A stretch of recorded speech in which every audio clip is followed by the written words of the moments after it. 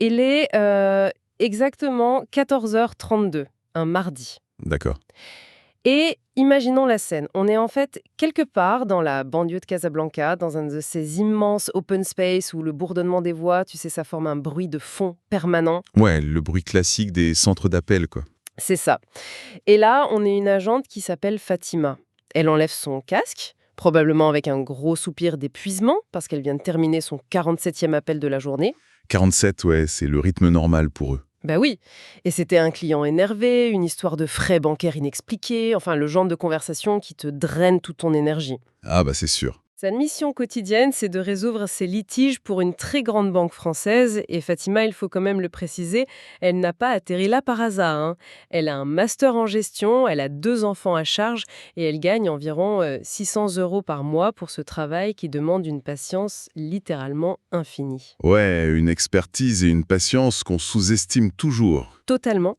Mais là où ça devient fou, c'est qu'à 14h32 et une seconde, très précisément, le système bascule la ligne suivante vers une intelligence artificielle. Et là, le contraste dans l'exécution, il donne presque le vertige. Parce que, en fait, l'IA qui prend cet appel n'a strictement aucun accent. Mhm. Aucune fatigue dans la voix, aucune hésitation. Et surtout, elle ne se contente pas de juste lire un script bêtement, tu vois. Elle interagit vraiment. Exactement. Elle analyse le problème du client, elle interroge genre 3 bases de données différentes en quelques millisecondes et elle résout le litige en 90 secondes chrono. 90 secondes, c'est fou. Ouais. La machine ne prend pas de pause déjeuner, elle ne pose pas de congé et le burn-out, bah, ça n'existe pas dans son vocabulaire. Forcément. Mais l'aspect le plus foudroyant de cette bascule, c'est vraiment la structure de coût. Ah, l'argent. Toujours. Bah oui, cette interaction gérée par l'IA, elle revient à moins de 0,10 € pour l'entreprise. En face, la même interaction gérée par un humain comme Fatima, ça coûte entre 3 et 8 € si tu comptes les infrastructures, le management, la formation. Ouais, donc la différence est tellement monumentale que ça ne laisse aucune place au doute, en fait. Aucune. Reçu de l'aide de licenciement. Elle badge toujours le matin. Mais on comprend instantanément que son poste, c'est déjà un fantôme dans les bilans comptables. C'est exactement le mot. Un fantôme. Et ce n'est pas un scénario de science-fiction dystopique, hein. C'est la réalité clinique de ce qui se passe à la seconde où l'on parle. C'est pour ça qu'aujourd'hui, on va s'appuyer sur cette énorme enquête publiée par Block News en avril 2026, qui vient de mettre un gros coup de projecteur sur cette mutation en cours. Une mutation qui est historique pour le coup. Complètement. On parle d'un séisme qui frappe une industrie employant 18 millions de personnes dans le monde. Donc voyons comment on peut décortiquer ça parce que l'ampleur de ce secteur est souvent l'ultra méconnue du grand public. Ouais, on a tous tendance à voir les centres d'appel comme un service périphérique, presque invisible, tu vois. Le truc au bout du fil et c'est tout. C'est ça.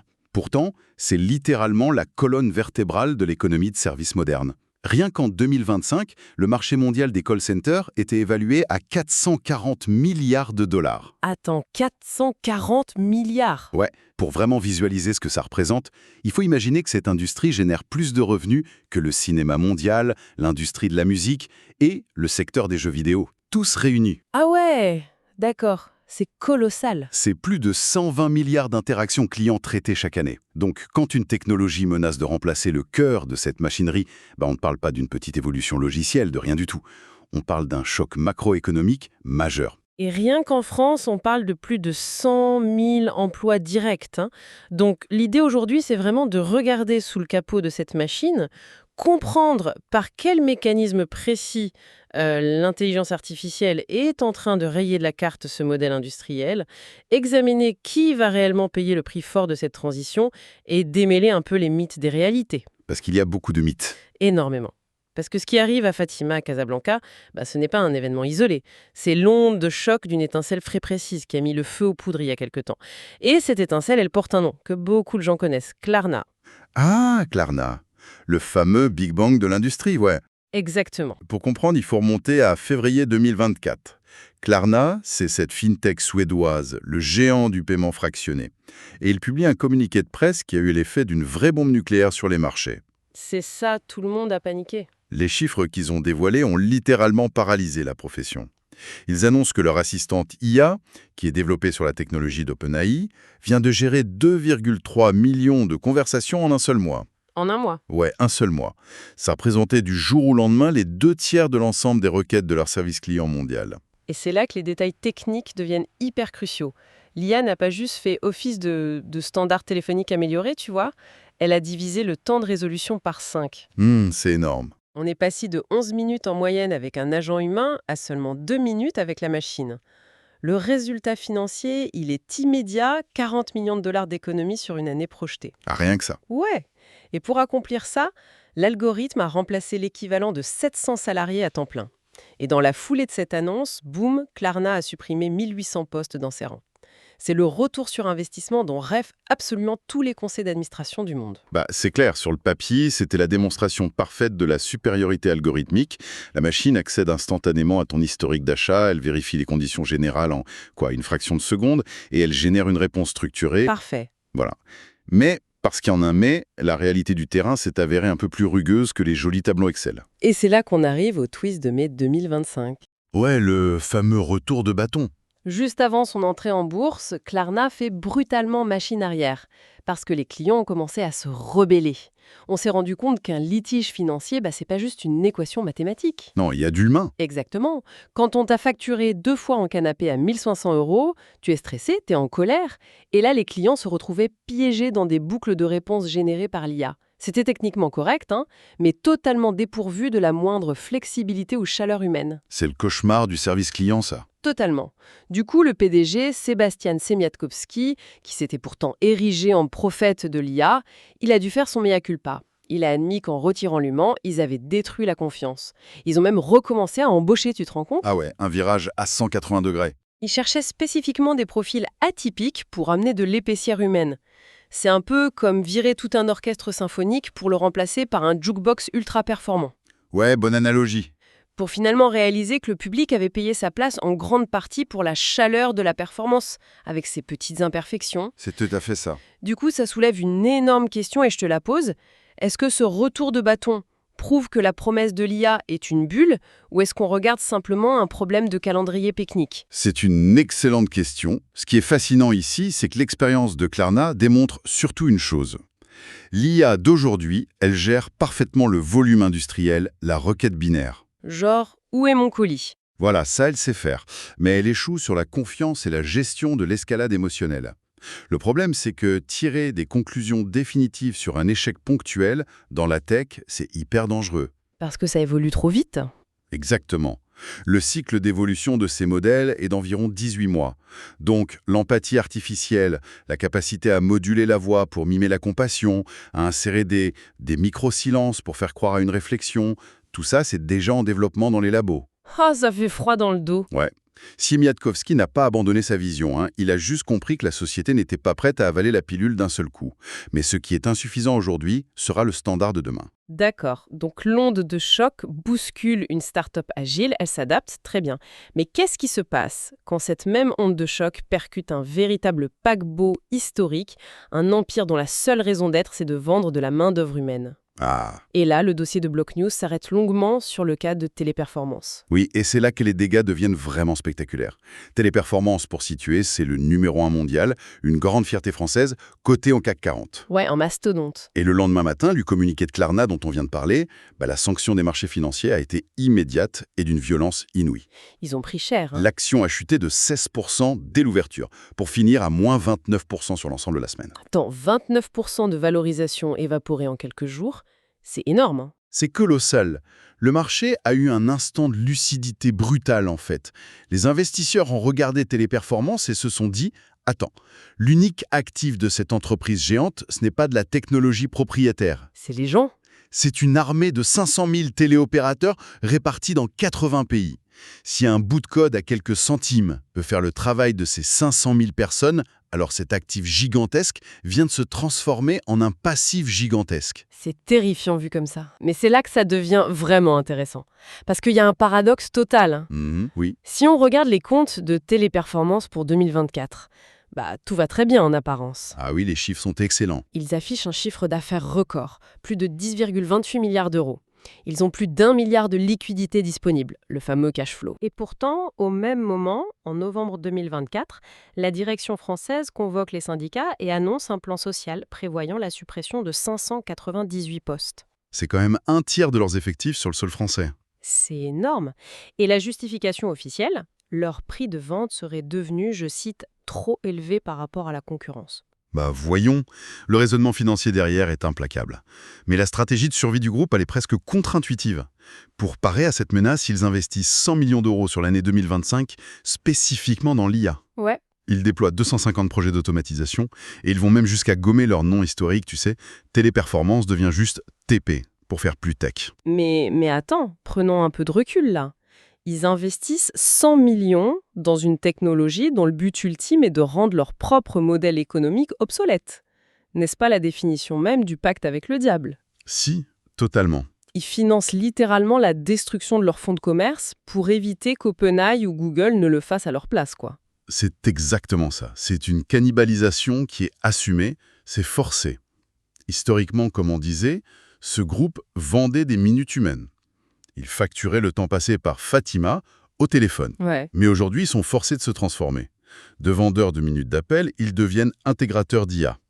Ils vont voir les banques et leur disent « Ne cherchez pas à construire votre IA, achetez notre plateforme clé en main ». D'accord. S'ils ne le font pas, la banque ira directement s'abonner chez un fournisseur tech. Le gros problème de cette transition, c'est que ça demande beaucoup moins d'humains pour fonctionner. Alors justement, pour comprendre comment ces 100 millions d'euros sont injectés sur le terrain, il faut soulever le capot. Il ne s'agit pas juste d'installer un petit chatbot basique sur une page web. L'enquête de Block News montre que le remplacement de l'humain s'opère comme une attaque coordonnée sur 4 fronts technologiques très distincts. 4 fronts, oui. Et le premier, c'est effectivement la version moderne des chatbots. Mais oubliez les vieux systèmes où il fallait taper 1 ou 2. Ah oui, l'enfer ça. Ouais. Aujourd'hui, on parle de traitement du langage naturel avancé. Le client parle normalement, l'IA comprend l'intention, elle fouille dans le dossier et résout des trucs comme un suivi de colis sans jamais solliciter un humain. Et McKinsey estime que 29% des tâches d'un call center sont déjà automatisables juste par ce biais. Ok, donc ça c'est le premier front. C'est le barrage qui filtre les requêtes simples. Exact. Ceux qui passent à travers tombent sur le deuxième front. Et celui-là, personnellement, je le trouve hyper pernicieux. C'est l'assistance en temps réel. C'est redoutable pour la dévalorisation des compétences, ça. Prends l'exemple de l'entreprise Concentrix. Ils emploient genre 5000 agents aux Philippines et en Inde. Ouais. Ils ont déployé un outil d'IA qui écoute activement la conversation entre l'agent et le client. Concrètement, sur l'écran de l'agent, l'IA lui souffle les réponses. Si le client évoque une clause spécifique d'un contrat, bam, une fenêtre s'ouvre sur l'écran pour dicter exactement la phrase juridique à répondre, voire même le ton à adopter. Non mais c'est le nivellement par le bas de l'expertise humaine, ça. Un profil junior qui vient d'arriver, qui lit simplement ce que la machine lui souffle, il obtient soudain le même niveau de résolution qu'un senior qui a 10 ans de boîte. C'est ça. Et donc, l'expérience ne justifie plus un salaire plus élevé. C'est terrible. Et si on pousse la logique technique encore plus loin, on arrive au troisième front qui est de loin le plus déroutant de tout le rapport, le gommage d'accent, le blanchissement numérique. Ah oui, l'investissement dans Sanasae, le groupe TP investit 13 millions de dollars là-dedans. C'est quoi exactement ? C'est une technologie d'une sophistication folle. Elle intercepte la voix de l'agent philippin ou indien, elle analyse l'onde sonore et elle modifie les phonèmes et les intonations en temps réel, avec une latence de quelques millisecondes seulement. Attends, donc le client entend quoi ? La voix est restituée dans l'oreille du client américain ou européen, avec un accent local parfaitement neutre. On dirait une sorte de filtre Instagram, mais appliqué à l'audio en direct. Exactement. En une fraction de seconde, un algorithme vient gommer la réalité géographique, l'histoire sociolinguistique coloniale d'un individu. On masque l'identité du travailleur uniquement pour satisfaire le confort auditif inconscient du client occidental. C'est vertigineux. C'est vrai, c'est vertigineux. Mais si l'on relie ça à une perspective plus large, on s'aperçoit que cette technologie de Sanasae n'est qu'une rustine temporaire. Comment ça ? Elle ne fait que prolonger artificiellement la durée de vie de la sous-traitance à l'étranger d'1 an ou 2. Parce que pendant qu'on maquille l'accent des agents, le quatrième front avance comme un rouleau compresseur. Et ce front, ce sont les agents vocaux totalement autonomes. Ah, le but ultime. Voilà. Des boîtes comme Sierra AI ou Koniji développent des systèmes capables de négocier, de gérer des hésitations. Une fois que ce quatrième front sera mature, on n'aura plus besoin de masquer l'accent des travailleurs offshore. Bah non, puisqu'on n'aura plus besoin d'eux du tout. Exactement. Et ça nous amène directement à la géopolitique de ce désastre. Parce que si on efface l'accent d'un agent pour cacher sa position, c'est bien parce que toute cette industrie repose sur une délocalisation massive depuis 20 ans. Les pays du Sud global ont construit des pans entiers de leur économie sur ce modèle. L'impact potentiel là-bas est catastrophique. Aux Philippines, c'est le moteur de l'économie. Ça emploie 1,3 million de personnes et ça pèse 9% du PIB national. En Inde, on dépasse les 2 millions de travailleurs. C'est fou. Ces deux pays captent 55% du volume externalisé mondial. Des métropoles entières se sont structurées autour du rythme de ces centres, qui vivent la nuit.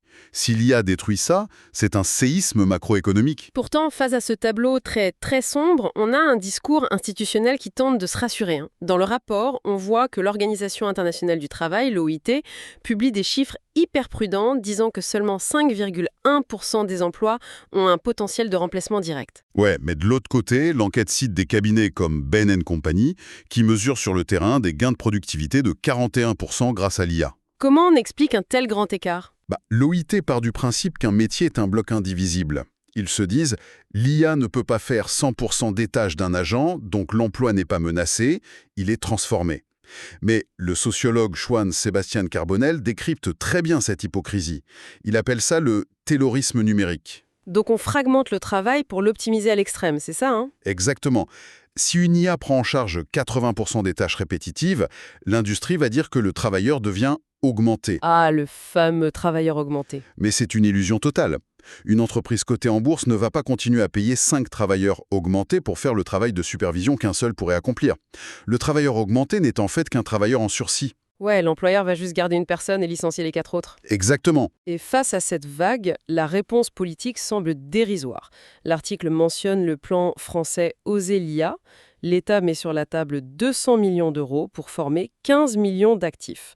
Un calcul très simple, ça nous amène à la somme de 13 €, ouais. On compte préparer la main-d'œuvre à la plus grande mutation industrielle du siècle avec 13 € par tête. C'est statistiquement invisible face aux milliards de la tech. Et ça me fait penser, on entend constamment l'industrie jurer que l'IA prendra les tâches ingrates pour laisser à l'humain les missions complexes et valorisantes. Le grand discours classique. Mais n'est-ce pas la même rhétorique hypocrite que les patrons de presse tenaient aux photographes à l'arrivée du numérique, Johan ? La valeur ajoutée, c'est souvent juste l'argument rhétorique qui précède la charrette de licenciement, non ? C'est clair, l'histoire économique est remplie de ces promesses. Et pour savoir à quoi s'attendre, Block News a dressé une ligne temporelle inéluctable sur les 5 à 10 prochaines années. Le marché de l'IA pour call center va exploser à 12 milliards d'ici 2034. Décortiquons ça, entre 2025 et 2027. C'est l'hybridation forcée. On déploie les bots partout. Résultat attendu, baisse de 30 à 40% des effectifs. Ensuite, 2027-2030, la bascule. Oui, les plans sociaux massifs en Asie du Sud-Est. L'offshore perd tout son sens. Pourquoi payer 500 $ par mois là-bas quand un serveur fait le job pour 15 $? Et après 2030, la fin du call center tel qu'on le connaît. Seules des niches ultra spécialisées comme le médical ou les urgences survivront avec des humains. Alors, qu'est-ce que tout cela signifie au fond ? Ce qui est fou, c'est que l'IA ne déteste pas les agents comme Fatima. Elle ne les connaît même pas. C'est la nature impitoyable de cette transition. Et avec l'obsolescence des compétences en seulement 18 mois, toute formation continue devient caduque. On passe d'une industrie basée sur l'humain à une matrice basée sur le coût des serveurs. Mais je voulais terminer là-dessus, cela pousse à se demander un truc. Si demain l'IA devient totalement indiscernable d'un humain au téléphone, gérant parfaitement les nuances et l'empathie à un coût proche de zéro, est-ce que le fait de parler à un véritable humain ne deviendra pas un produit de luxe ? C'est-à-dire ? Imaginez un futur où, comme pour les produits bio ou le travail artisanal, les marques feront payer un supplément premium pour garantir un label « service client 100% humain ». La chaleur humaine transformée en marqueur de statut social pour prouver qu'on a le privilège de monopoliser le temps d'un autre humain. C'est une perspective qui donne vraiment à réfléchir. En tout cas, merci de nous avoir suivis pour cette exploration au cœur d'imitation de notre époque. À très bientôt pour une nouvelle plongée dans l'actualité.